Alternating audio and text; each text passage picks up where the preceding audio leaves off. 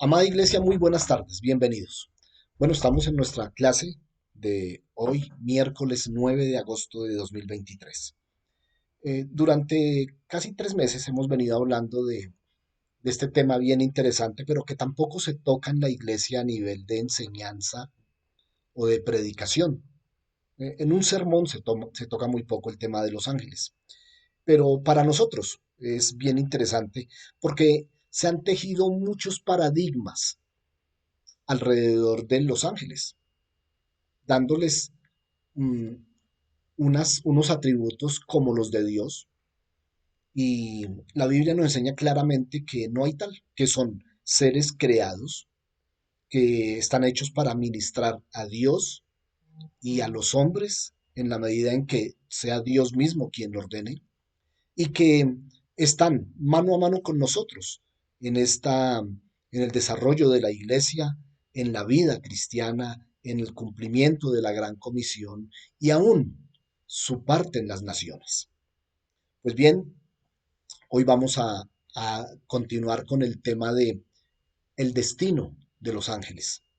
Siendo seres creados, bueno, tienen un principio, ¿cuál va a ser su fin?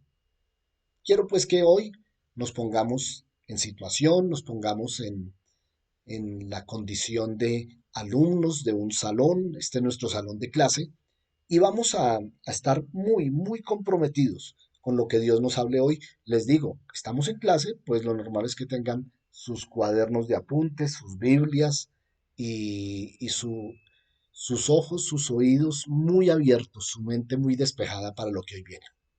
Oremos pues. Amado Señor y Dios, Padre de bondad y gloria, Señor bueno, misericordioso y grande.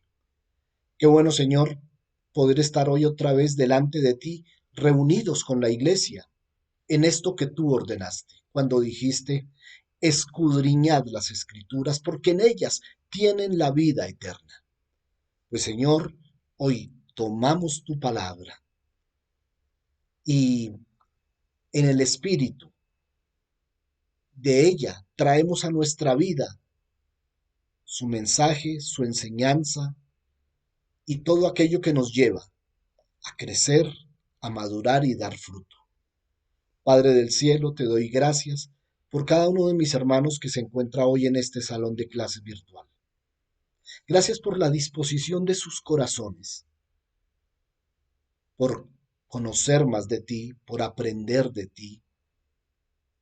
Señor, te pido que nos des revelación, que hables a nuestra vida y que podamos todos, sin excepción, recibir este tema y más que aprender de él,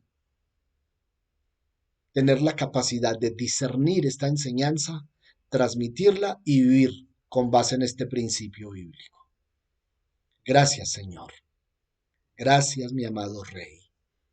Amén. Aleluya. Bien, mis amados, hemos estado estudiando el, todo este capítulo de los ángeles y vamos a hacerlo desde los 7 tópicos, estos 7 aspectos que hemos estado estudiando acerca de ellos. La existencia de los ángeles. Bueno, eh, en cuanto a la existencia, hablamos de la evidencia que los ángeles existen. Y entonces vimos la evidencia bíblica y la evidencia humana. En la evidencia bíblica, entonces, vemos desde el principio de los tiempos, cuando Dios creó cielos y tierra, también creó allí los seres angelicales. Y entonces vamos a ver desde el libro de Génesis, su primera alusión en Génesis capítulo 3, cuando Adán y Eva son expulsados del paraíso y querubines son puestos allí en la entrada del jardín del Edén. Es decir, son protagonistas de la historia bíblica. Y de ahí en adelante, y los vamos a ver hasta Apocalipsis.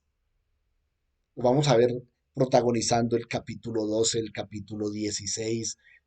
Va a ser bien interesante. Eso en cuanto a la existencia. El origen de los ángeles, dijimos que eran seres creados, no son seres eternos. Tienen un principio, entre ellos Satanás, como ángel caído. Tienen un día de inicio, el día en que Dios los creó. La naturaleza de los ángeles.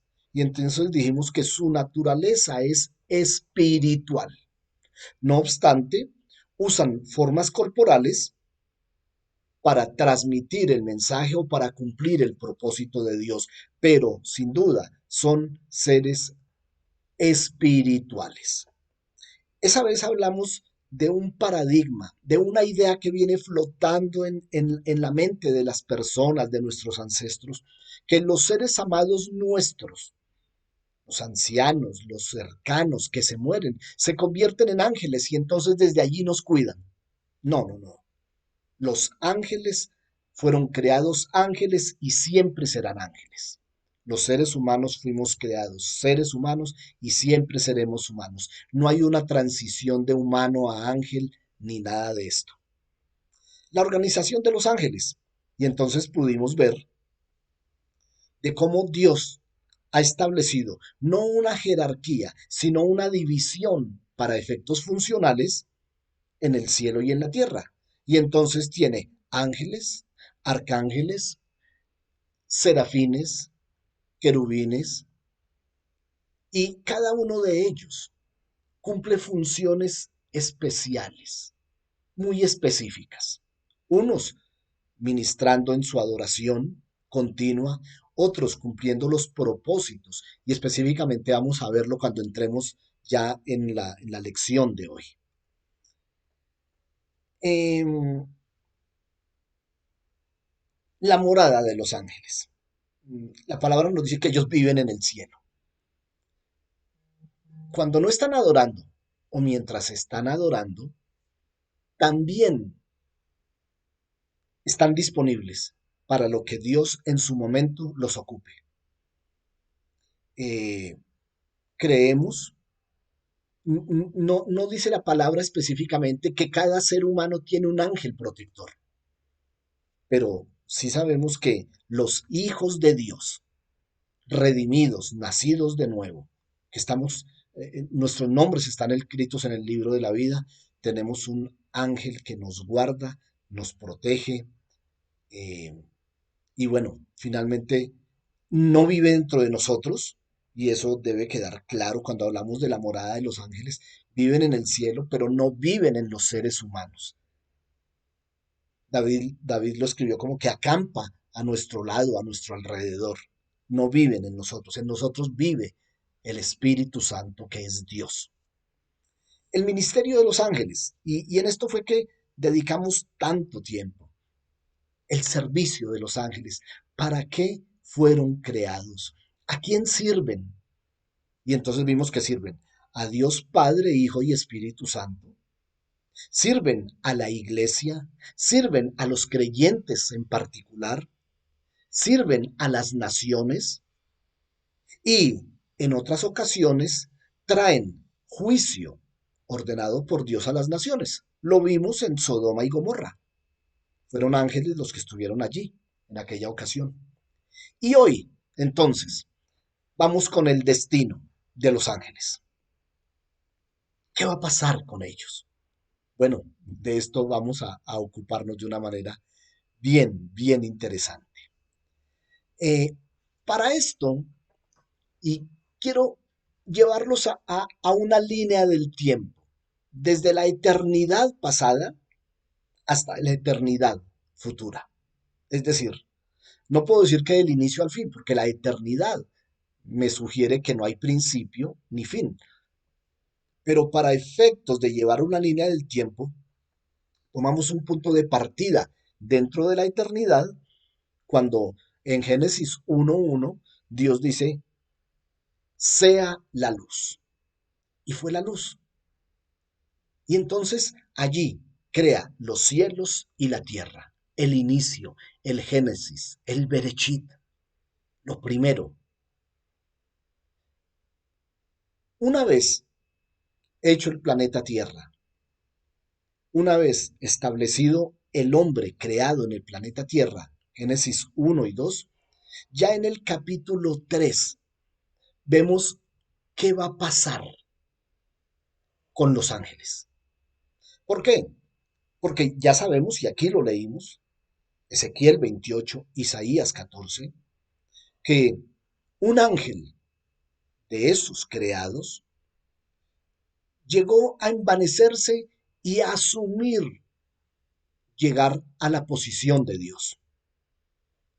Pero él veía a Dios rodeado de millares y millares de ángeles y entonces para él llegar a la dimensión de Dios también tenía que tener un séquito que lo rodeara y lo adorara y lo siguiera y le obedeciera.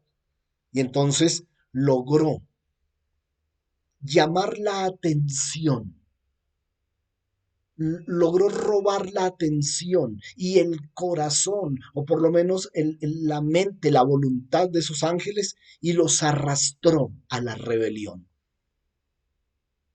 Una tercera parte de los ángeles, el 33% de los ángeles, entonces, son contados en la Biblia como ángeles caídos. Y tengamos esa idea, porque vamos a hablar del destino de los ángeles y entonces vamos a tener que saber cuál va a ser el destino de los ángeles santos de Dios, como los llama la palabra, y de los ángeles caídos de Dios, los que abandonaron su dignidad. ¿Cuál va a ser su fin? Y entonces ya sabemos que ellos se desviaron. Y entonces, escuche esta palabra. El plan de redención nace inmediatamente el hombre cae. Es decir, el hombre cae y ya la solución está allí. Se vendrá a ejecutar en el paso de los tiempos, pero ya hay un dictamen de Dios, un veredicto divino. Y entonces Dios confronta al hombre sobre quien tenía volcada toda bendición y a Satanás, que ha usurpado la voluntad del hombre y ahora lo va a esclavizar. Y entonces Dios le dice, versículo 14 del capítulo 3 de Génesis, entonces Dios el Señor dijo a la serpiente, ¿por qué has hecho esto?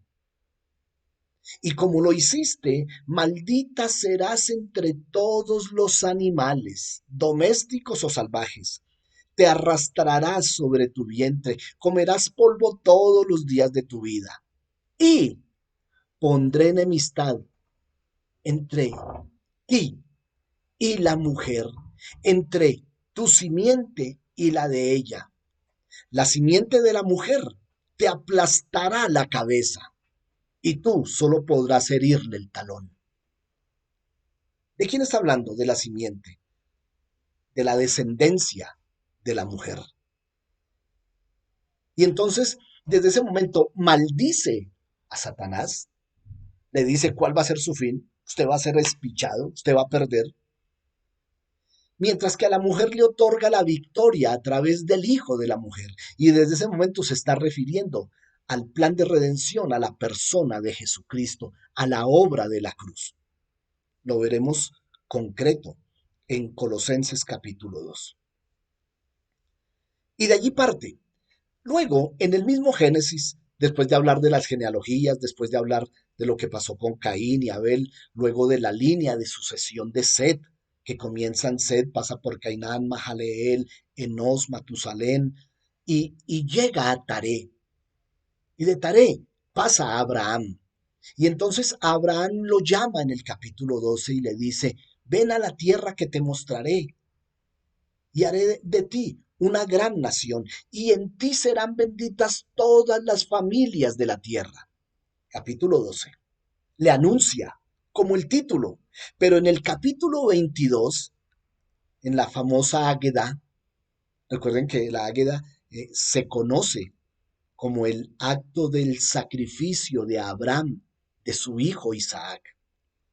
Cuando Dios le pide a Abraham que le entregue a su hijo, y Abraham no se lo niega, finalmente, Dios, al haber probado el corazón, lo detiene y entonces aparece la provisión. Jehová Jireh, un carnero trabado por los cuernos y termina siendo el sacrificio. Isaac es liberado. Entonces allí, lo que le había dicho en el capítulo 12, ahora se lo otorga, se lo confirma. El ángel del Señor llamó a Abraham, está hablando, cuando habla del ángel del Señor, con mayúscula, está hablando de una teofanía, una aparición de Jesús, que habla a Abraham desde el cielo y le dice, te bendeciré en gran manera y multiplicaré tu descendencia.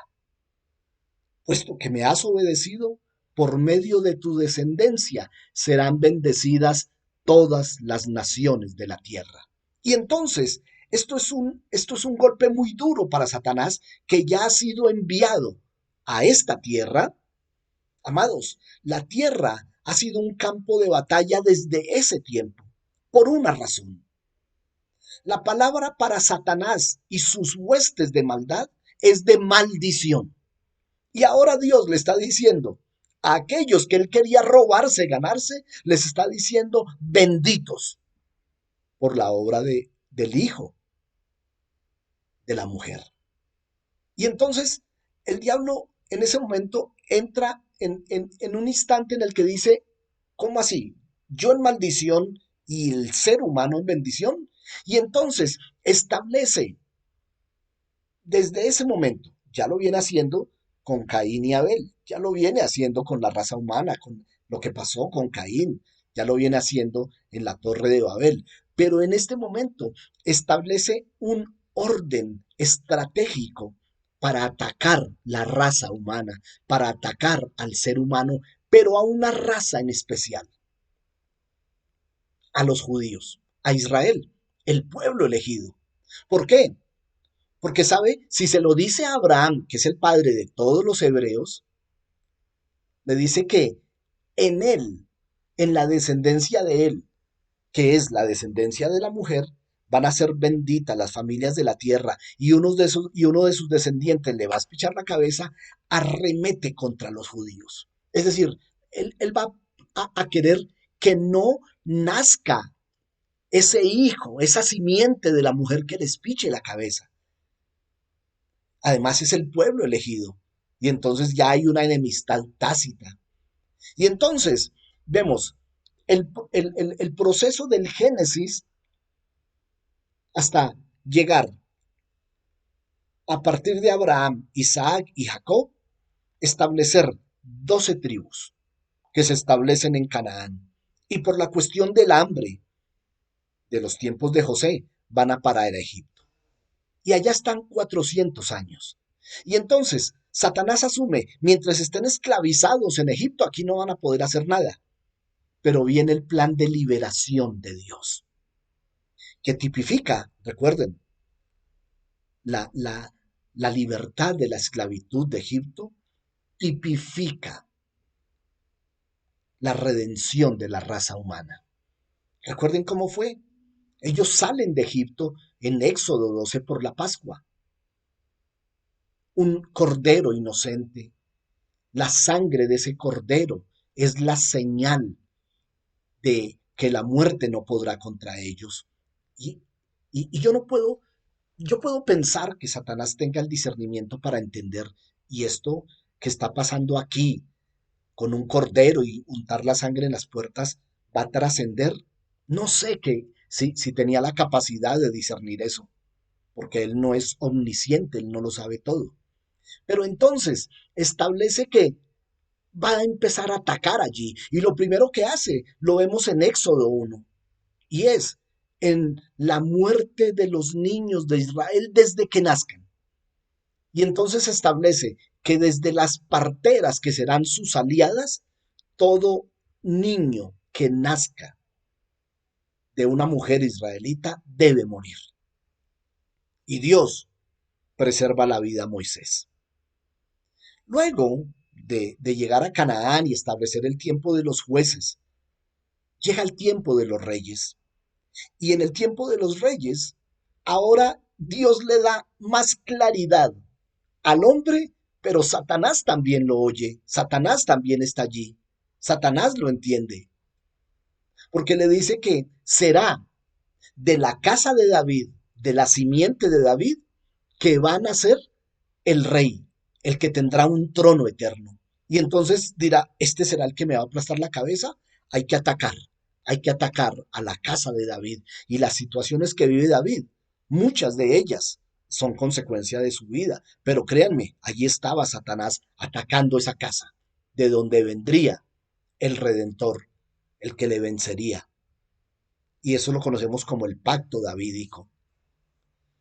Se establece el pueblo y entonces estamos en la época de los reyes, pero Satanás ataca a los reyes, idolatría, hechicería, inmoralidad, eh, todo lo que ustedes pueden pensar lo tenía Israel. Y entonces son llevados cautivos a Babilonia. Y allí en Babilonia leemos en Esther, en el libro de Esther capítulo 3, también un plan estratégico. ¿Por qué? Porque dice, si estos van a volver a Jerusalén, si estos son judíos, vamos a dar una orden que todos los judíos que haya en el mundo conocido, bajo el imperio persa, ya medo-persa, mueran. Y entonces establece el decreto del malvado Amán, quien con engaños logra sacar un decreto imperial en el que en todas las provincias, todos los descendientes de los hebreos deben morir. Nosotros lo conocemos hoy como antisemitismo, pero en realidad es un plan de Satanás por acabar con esa descendencia. Porque desde Génesis 3 vino una maldición a través de una bendición en Jesucristo. Y entonces allí lo estamos viendo. Luego, este pueblo vuelve a Judá, se establecen en Jerusalén, pasan 350 años y nace del vientre de una mujer, como dice Gálatas 4:4. Llegado el tiempo del cumplimiento, Dios envió a su Hijo, nacido de mujer, a fin de redimir la humanidad. Y entonces vienen aquellos magos, aquellos reyes de Oriente, a ofrendar al rey de los judíos. Y entonces ahora Satanás usa a Herodes para impedir que nazca este. Si nace, debe morir. Y lo conocemos, la orden de Herodes, que todo niño mayor de 2 años en toda Galilea, Judea y los alrededores, en toda Palestina, debe morir. Es una continua persecución. ¿Por qué? Porque Satanás y sus ángeles caídos, que la palabra aquí ya los va a llamar demonios, están en un ataque contra las 2/3 partes de ángeles que guardaron su dignidad y ahora aparece un nuevo enemigo. Juan 1, 11 y 12 dice, entonces Jesús vino y comienza su ministerio terrenal. Y Juan escribe, a lo suyo vino después de haber dicho, en el principio era el verbo y el verbo era Dios y el verbo estaba con Dios. El Hijo era Dios, pero también estaba con Dios. Y vimos su gloria, gloria como del unigénito del Padre. Pues bien, y en el versículo 11 dice, a lo suyo vino, pero los suyos no le recibieron. Pero a los que le recibieron, les dio la potestad, el derecho, el regalo de ser hechos hijos de Dios. Hijos de Dios. Y entonces ahora aparece un nuevo enemigo. Ya no son solamente esos que están allá en Palestina. Ya no son solamente esos que están de pronto por ahí dispersos en las tantas diásporas que han tenido los judíos. Ahora hay un enemigo que se llama iglesia. Aquellos que por la fe en el Hijo de Dios han entregado su vida, han muerto a una vida vieja de pecado, esclavitud y rebelión y han nacido de nuevo en el Espíritu. Ahora, eso se llaman el cuerpo de Cristo, el Hijo de Dios. Ya había muerto, pero había resucitado, porque la iglesia nace en Hechos 2, cuando ya Jesús ha resucitado. Y entonces ahora Satanás reconoce que a esta iglesia hay que perseguirla. Y entonces vienen las persecuciones. Y en la primera persecución sale todos los judíos de Jerusalén, pero se dispersan por todo el mundo. Y a donde van, los que se habían convertido empiezan a predicar a Jesús en medio de los gentiles. Y los gentiles empiezan a convertirse. Y resulta que los cristianos ya no son los 12 discípulos o los 120 que estaban en el aposento alto. Ahora se cuentan por miles y ya no están en Judea o en Galilea. Ahora están por todo el mundo y se llaman eclesía, la comunidad de los santos. Y entonces ahora el ataque es contra ellos y están inmersos en el imperio romano y empiezan a perseguirlos. Una persecución comienza con Nerón, Plinio, Domiciano, Adriano. Si miramos hasta el año 313 con Constantino, vemos que todos esos emperadores persiguieron a los cristianos, los mataron, los quemaron, los lanzaron a los leones, los torturaron, los crucificaron. Todo eso es el trabajo de Satanás y sus huestes de maldad. Desde que la iglesia existe, hay guerra espiritual. Pero ahora, los ángeles de Dios, unidos con la iglesia, son los que luchan las batallas. Y ahora tenemos Pablo diciéndole una realidad a su iglesia. Efesios capítulo 6, versículo 10. Hermanos, vistan pues toda la armadura que Dios les ha dado, armadura espiritual, para que puedan estar preparados para los ataques del enemigo. Es decir, a los cristianos que de una vez nacían de nuevo, una vez les decía, póngase el traje de pelea, porque la pelea es peleando. Y entonces, no voy a hablarles hoy de la armadura espiritual. ¿Saben? De pronto podríamos hacerlo, me comprometo a hacerlo el otro miércoles, para que comencemos, porque hoy terminamos con el destino de los ángeles, pero necesitamos saber algo de guerra espiritual. La que dijimos que no es con un tambor y marchando en la iglesia. No, una guerra espiritual que se libra. Primero, en el campo de batalla de la mente, en el territorio de las iglesias, en aquellos lugares a donde se va a ir a predicar, Él se atraviesa. Ya hablaremos de eso. Y entonces, ahora tenemos claridad.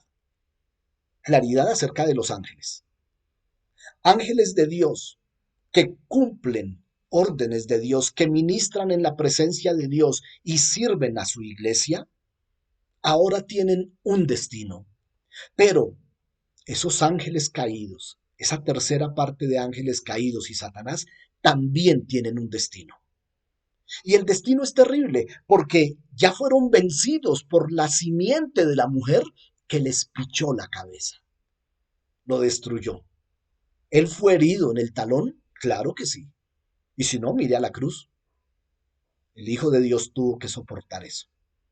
Bueno, ahora sí vamos a entrar en el destino de los ángeles. Y, y hablemos de los ángeles santos, porque así lo llama la palabra. ¿Cuál va a ser su destino? Mateo 25, 31. ¿Recuerdan de qué habla Mateo 25? Mateo 24 nos habla de las señales del fin. Y en Mateo 25 empieza a hablar de parábolas. Es decir, lo que va a pasar una vez terminen los tiempos. La parábola de los talentos, la parábola de las 10 vírgenes. Entonces, ya estamos en un punto escatológico del tiempo futuro, de lo que va a pasar una vez Dios se haya manifestado en la persona de Jesús. Y dice Jesús, esto es palabra de Jesús, a sus discípulos.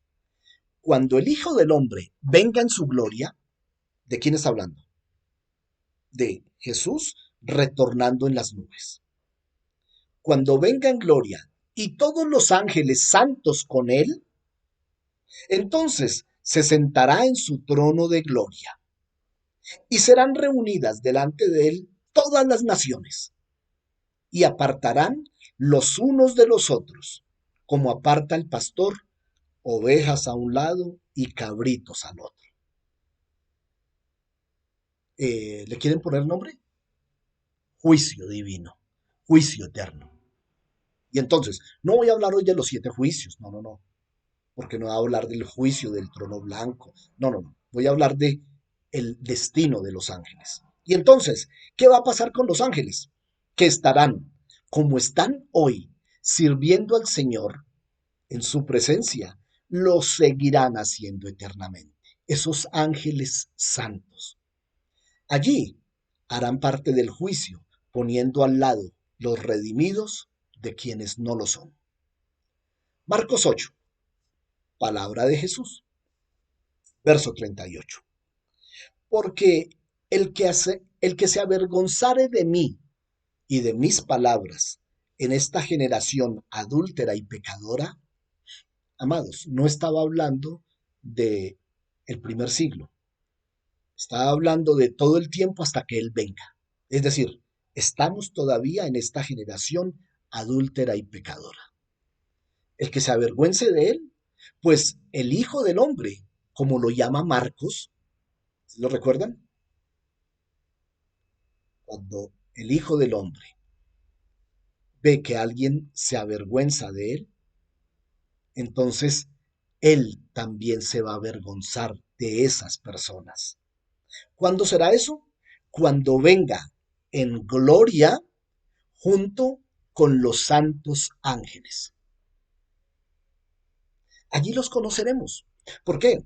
Porque Pablo nos dice, le dijo a los tesalonicenses que cuando nosotros seamos levantados en el cielo, seremos transformados en una naturaleza incorruptible, semejante a la de los ángeles. Y entonces, así sean espíritus, podremos verlos y podremos ya conocer de vista y de nuestros sentidos la realidad angelical. En esta, en este punto, no me habla específicamente, Pablo no le habla a Timoteo específicamente de qué va a pasar con ese destino de los ángeles, sino que va a decir algo que para el efecto de una ilustración nos interesa. Pablo le está haciendo recomendaciones a Timoteo, que persevere en el Evangelio, que predique, todo lo que quiera. Y le dice en el 21, te ruego, te encarezco delante de Dios y del Señor Jesucristo y de sus ángeles escogidos, que guardes todas las cosas que te he dicho, sin parcialidad, sin prejuicios, sin amañamientos, es decir, siendo la persona más imparcial. ¿Cuál es el punto? Está hablando de sus ángeles escogidos. Yo quiero pensarlo, yo lo quiero pensar, no puedo hablar que lo estudié en una teología sistemática, no. Pero yo sé que cuando Dios estaba creando a los ángeles, antes de crear al hombre, allá, antes de Génesis 1:1, ya Dios sabía que aquel ángel de luz se iba a revelar.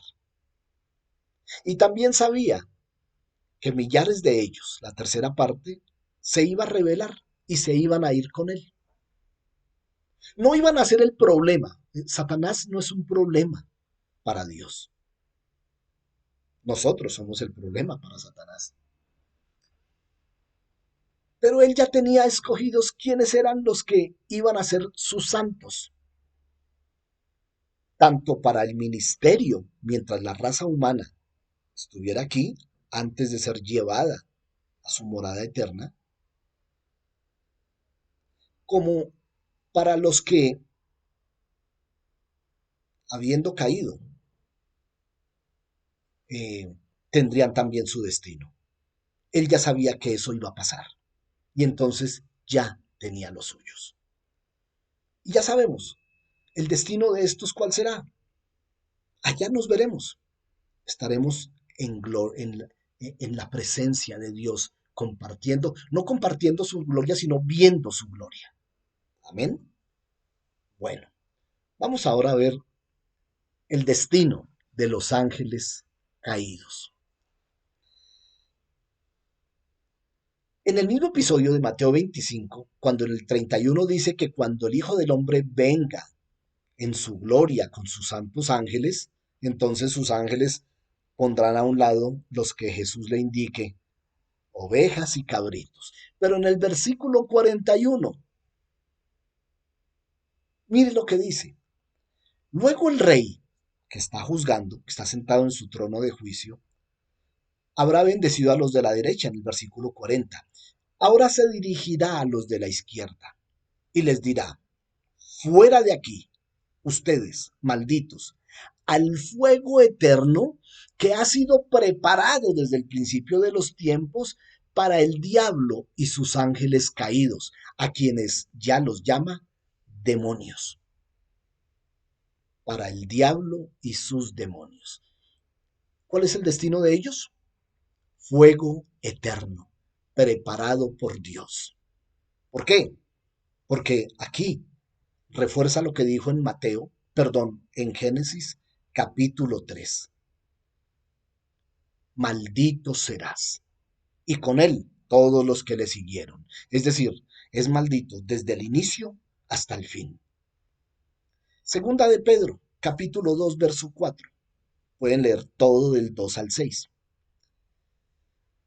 Está diciendo, le está hablando a la iglesia. Recuerden que las cartas de Pedro son universales, son para la iglesia cristiana de todos los tiempos, en todos los lugares. Y les está hablando acerca de la santidad y de la obediencia. Y les está diciendo, miren, si Dios no perdonó a Sodoma y Gomorra, si Dios no perdonó a la raza humana y les envió el diluvio, si Dios no perdonó a los ángeles que pecaron, a los ángeles caídos, sino que les señaló su destino arrojándolos al infierno, los entregó a prisiones de oscuridad para ser reservados al juicio. ¿Cuál es el destino de los ángeles? El fuego eterno, el infierno, pero primero pasarán por el juicio. No solo los ángeles, es decir, la suerte de los ángeles caídos será la misma de los hombres y mujeres que se nieguen a recibir a Jesús, a seguir a Jesús. Judas, versículos 1 al 6. Recuerden que Judas solo tiene un capítulo. Y a los ángeles que no conservaron su señorío original, su dignidad, su entereza, como Dios los formó, sino que se fueron tras Satanás, sino que abandonaron su morada legítima, los ha guardado en prisiones eternas bajo tinieblas para el juicio del gran día. Qué tremendo, ¿no, hermanos? Estos que hoy nos hacen guerra saben lo que les espera. ¿Recuerdan el episodio que nos narran dos evangelios acerca de el endemoniado gadareno? En el otro aparecen dos endemoniados gadarenos. Al endemoniado estaba poseído de estos demonios, de estos espíritus, de estos ángeles caídos. Y entonces le gustaba vivir en los sepulcros. ¿Recuerdan ustedes eh, cuando en Isaías 14 él quería tener un reino y el único reino que tuvo fue el reino de la muerte? Entonces les gusta vivir en los sepulcros. Se identifican con esos lugares. Y entonces este endemoniado que vivía en los sepulcros lo encadenaban, lo vestían, lo retenían entre muchas personas porque daba alaridos y gritaba groserías y hacía cosas terribles, pues un demonio dentro de este ser humano. Y entonces el hombre se soltaba, se desnudaba, se pegaba, quería destruir el cuerpo humano que contenía. Y llega Jesús. Y cuando ve a Jesús, se postra y le dice, has venido a atormentarme. Bueno, voy a hablar bíblicamente. Has venido a atormentarnos antes de tiempo. Porque recuerden que era una legión de ángeles, es decir, muchos ángeles caídos, muchos demonios dentro de ese hombre. Y entonces hablan en plural. ¿Has venido a atormentarnos antes de tiempo? Sabemos que nuestro destino es el tormento, pero todavía no ha llegado la hora. Permítenos, por favor, dejar este cuerpo e ir a los cuerpos de esos marranos que están allá apacentando.